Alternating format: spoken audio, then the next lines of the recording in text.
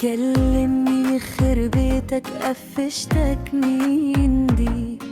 النهارده هطلع انا عينك يومك مش هيعدي. اتاريك مش واخد بالك مني ولا حتى بتكلمني، على طول عامل مشغول وانت مقضيها.